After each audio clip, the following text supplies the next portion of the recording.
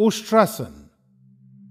उष्ट्र एक संस्कृत शब्द है जिसका हिंदी में अर्थ होता है ऊंट। इस आसन में आपके शरीर की स्थिति ऊंट के पीठ के उठे हुए हिस्से की तरह हो जाती है। इस आसन को करने के लिए सबसे पहले आप वज्रासन में बैठ जाएं। हाथों को घुटनों पर रखते हुए शरीर को सर से पांव तक सीधा रखें। अब हम धीरे धीरे वज्रासन से अर्ध उष्ट्रासन की ओर बढ़ेंगे। इसके लिए सबसे पहले आप आहिस्ता से घुटनों के बल खड़े हो जाएं। अब अपने दोनों हाथों को कमर पर इस प्रकार रखें कि आपकी उंगलियां जमीन की ओर हों। ध्यान रखें कि आपकी कोहनी एवं कंधे समानांतर हों और आपकी जांघें जमीन से बराबर 90 डिग्री पर हों। अब धीरे धीरे सांस अंदर लेते हुए अपनी रीढ़ के निचले हिस्से की ओर से पीछे की ओर झुकें।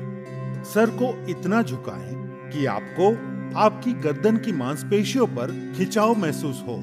इस आसन को अर्ध उष्ट्रासन कहते हैं। अब हम अर्ध उष्ट्रासन से उष्ट्रासन की ओर बढ़ेंगे, जिसके लिए धीरे धीरे सांस बाहर छोड़ते हुए दाहिने हाथ से दाहिनी एड़ी और बाएं हाथ से बाईं एड़ी को पकड़े।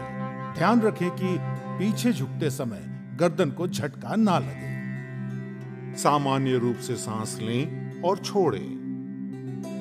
इस स्थिति में 10 से 30 सेकंड तक रहें। उष्ट्रासन से पीठ और गर्दन की मांसपेशियां मजबूत होती है। ये आसन सर और सीने में रक्त संचार को बेहतर बनाता है। इस आसन को करने से दृष्टि में सुधार होता है। ये पेट और कूल्हों की चर्बी घटाने में मदद करता है।